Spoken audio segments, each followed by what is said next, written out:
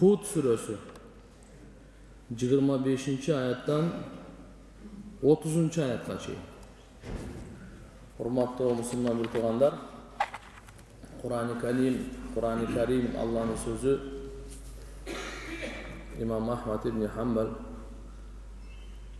soralganda Allah Teala'ga adam balası qaysaman menen eң jakın bolsa Kur'an menen. Anı Kur'an okup Allah'a en jakın bolu amallardan Kur'an oku. Düşünüp düşünböy dese düşünüp dele, düşünböy dele deydi. Kur'an'dan kasiyetini görüңüz. Düşünböy dele bir adam okusa Allah'a jakınday berет eкен. Düşünüp okusa emin nurdun üstünde nur. Kotormosun, emne jönündө söz ketip atat, emne jönündө bayan ketip atat. Бирок таасири ушунчалык, эгерде сиз намаз окуп, Кур'андагы аятты окуп, түшүнбөсөңүз дагы Аллахка жакындайсыз. Бул Аллах Кур'андын мужизасы. Кур'андын керемети. Аллах субханаху ва таала кайсы адам болбосун, мисалы, араб тилин билгендер эми түшүнөт. Араб тилин билбегендер ал илимди окубаса түшүнбөйт. Эмне деп айтып атканын. Бирок максат Аллахка жакындашлыгы, жүрөгү агарышлыгы, Аллахнын сүйүүсү, ал сөзсүз боло берет, түшүнсө да, түшүнбөсө да. Ошон үчүн мына алхамдулилла, Алла Таалага шүгүр кылышыбыз керек. Аз болсо дагы Кур'андын өзүбүздүн эне тилибизди кичине болсо которуп, кичине болсо дагы эмне деп айтып атат Алла Таала мага, бизге китебинде эмне деп атат? Мени жараткан, мага күн сайын жашоо берип аткан, эртеби кечки алдына мен барам, ал зат мага эмне деп кайрылып атат? Эмне кылышым керек экен? Кандай түшүнүшүм керек экен? Эмнени билишим керек экен? Ушунун бардыгын мына Кур'ан-ы Керимде Алла Таала өзүнүн каалоосун Кур'анга ичине салып койгон.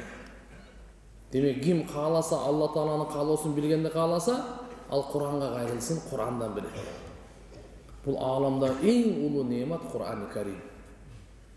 Кур'ан-ы Керимден жогорку баалана турган нерсе жок. Кур'андын бир аятына бул 7 жер 7 асман бааланбайт. Бир сөзүнө ушунчалык ыйык китеп, ыйык китепти даратсыз кармаса болбойт. Косулуп алып окуса болбойт. Бул ыйык китепти ошон үчүн Кур'анды туура окуштукта дагы үйрөнүшүбүз керек. Котормосун дагы, түшүнүгүн дагы, чечмелөнүүсүн дагы, амалын дагы, сакташтык дагы керек, башкаларга таркатыш дагы керек. Ушунун бардыгы мусулмандардын мойнунда Алла Таала милдет кылып койгон. Анда котормого өтсөк, эстегенде мындан мурда бир аят калып кеткен экен, анда кошо окуп коеюн да которуп берейин. Аузу биллахи минеш шайтанир раджим. مثل الفريقين كالأعمى والأصم والبصير والسميع هل يستويان مثلا أفلا تذكرون. Бул 24 аят эле. Мурда сабактан бир аят бул жакта болуп кеткен экен.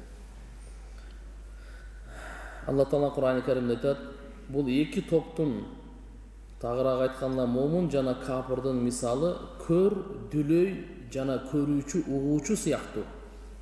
Эмне алар экөө мисалда теңби? Кийин да үлгү албайсыңарбы дейт.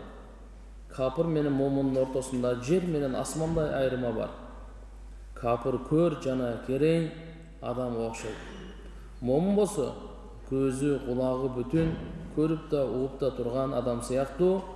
Алар бири-бирине барабар боло алабы? Албетте жок. Аллах субханаху ва таала салыштырма берип атат да. Gözü kör adam деп, gözü бар. Бирок акыйкатты көрбөгөн, аны gözü kör деп Алланын алдында эсептелет экен да. Акыйкатты укпаган, ал дүлөй деп Алланын алдында эсептелет экен. Кулагы болсо да угуп атат. Бирок Алла субханаху ва таала ушу кулакты берди эле акыйкатты уксун деп, мейли башка сөздөрдө эле угуп бер, бирок акыйкатты дагы уксун деп берди эле. Бул акыйкатты укпаса, бул кулактын эмне кереги бар? Акыйкатты көрбөгөн көз көз эмес, акыйкатты укпаган кулак кулак эмес. Ошон үчүн Summun bukmun umyun fahum la yarji'un. Summun bukmun umyun fahum la yaqilun. Kur'an-ı Kerim'de aytkan dikir aytkan emesine. Körler, düleyler, gözü kör, düley, kulağı garan, ukbayt, duduk dili. Hakikatı söyleye albagan, al tildi duduk da kalgan. Uşularda aytat, fahum la yaqilun, aların akıllı yok dedi Allah Teala. Başka yerine aytat, ulaike kel an'am, bular tört putlu canavarga okşoşlar. Gözü var, görбейт, kulağı var, ukbayt. Allah Teala көп misallar aytты. Ne üçün? Эми hakikat tuğandar bu alamdın gojoyunu bar da. Bu alamdın tarixi var da, jokton bar bolgon günü var. Sizden dagı jokton bu dünyaya kelgen gününüz barбы жок mu? Her kim özün tuğan günü bilet, ayın bilet, günün bilet, kayerda tuğan bilet. Bu alamdagı şu bir günü gelgen, bu jaralgan. Siz biz bilbeybiz, Allah bilet, Allah jokton bar kılgan bunu. Oşo jaratkanды taanып alsаң, şu alamda kıymıldatıp, cıldırıp, tegeretip, gözömörgü algandı tanып alsa, al insan kançalık insan var. Hakikatte tanış üçün Allah Teala berdi, oşonu Allah Teala aytat. Eko teң mi misalda deydi. Eko teң emес hiç kaçak. Teң bolбойт eko. Bul murunku ayatları. Kийinki ayattan Nuh aleyhissalamdın okuyası zikir kılınıp жатат. Nuh aleyhissalam özüңüzdөргө белгилүү бул эң биринчи ширктерге, мушриктерге каршы тавхид даватын алып келген Nuh aleyhissalam болот. Адам aleyhissalamдан тартып Nuh aleyhissalamга чейин пайгамбарлар, адамдар жашаган. Бирок ал жердеги бузулган эми учур-учурда, бирок ширкке душар болгон эмес эле. Nuh aleyhissalamdan ошо сөлөкөттөргө, буттарга сыйынгандар күчөйүп, ошолорго каршы анан Nuh aleyhissalamды Allah subhanahu wa taala жиберип, бу киши келип биринчи ушуларга тавхидке дават берген киши. Эми айтат: "Ва лакад арсална Нухан ила кавмихи." Жана чындыгында биз Нухту өз коомуна мындай кабар берип жөнөттүк: "Инни лакум надирун мубин." Мен силерди ачык айкын коркутуучумун дейт. Эмне үчүн коркутуучумун? Себеп дегенде куш кабар берет деле, эгерде ыйман келтирген болсо, бардыгында ыйманы жок эле, ошон үчүн биринчи аларга Алла Тааланын азабынан коркутуп, эгерге Аллага ишенбесеңер, Аллага баш ийбесеңер, Аллага кулчулдук кылбасаңар, анда силерди мен коркутуп коеюн, дүйнө ахиреттин бактысыздыгы менен. Дүйнөдө дагы бактысыздык, ахиретте түбөлүктүү дозоктун оту болуп калышыңар мүмкүн. Ошон үчүн алдына ала надирун мубин, ачык айкын коркутуучумун деп атат. Пайгамбарлар мубашширин, мундирин, куш кабар айтышат алар. Ким ыйман келтирип жакшы иштерди кылса, түбөлүктүү бейиштин рахаты, жыргалчылыгын айтат. Ким ыйман келтирбей Аллага тоомойунда кылса, түбөлүктүү дозогун отунан коркута турган пайгамбарлардын өзгөчө сыпаттарынан. Андан кийинки алла та'буду иллаллах. Алладан башка эч кимге ибадат кылбагыла. Инни ахофу алейкум адаба яумин алим.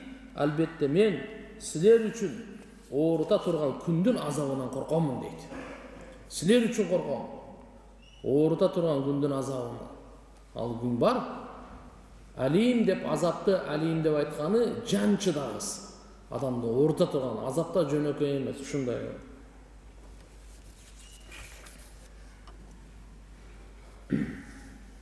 فقال الملأ الذين كفروا من قومه. Кийин анын коомунун капыр башчылары айтышты.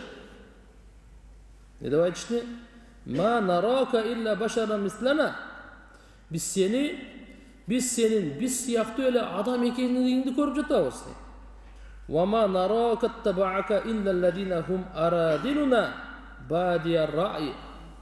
Жана сени биздин эң төмөнкү адамдарыбыздын ээрчигендерин көрүп жатабыз. Жана алар үстүртөн ойлонуп ээрчишти дейт. Wa ma nara lakum alayna min fadl. Жана биз силерден бизге караганда артычылыкты да көрбөй турабыз. Bel nazunnukum kadibin, belki biz sizlerdi жалганчылардан деп ойлойбуз дейт. Nuh aleyhisselam öz kavmini hidayet kılуу üçün Allah taraftan paygambar bolup jiberildi. Anın vazifası eskertүү ele. Paygambarlığının mazmunu oy özөгү Allah Ta'aladan özgөгө ibadat kılbooga çakırуу. Koş kavmu emне деп жооп берди? Anın kavmundan kapırlık kılgan başçıları biz senin özübüzgө окшогон эле адам экендигин көрүп жатабыз. Sana içibizden, биздин арабыздан эси пас, төмөн адамдар гана эргешип жаткандыгын да көрүп турабыз. Силердин бизден үстөмдүү артыкчылыгыңарды көргөн жокпуз. Бирок силерди жалганчы деп биз ойлоп жатабыз дешти. Nuh aleyhisselamдын сөздөрүнө коомдун атынан алардын тың чыкма оозу батыр башчылары жооп берди. Авайлап көз салсак, алардын жооптору бардык капыр, баш ийбеген коомдордун өздөрүнө келген пайгамбарларына берген жоопторуна окшоорун байкайбыз дейт.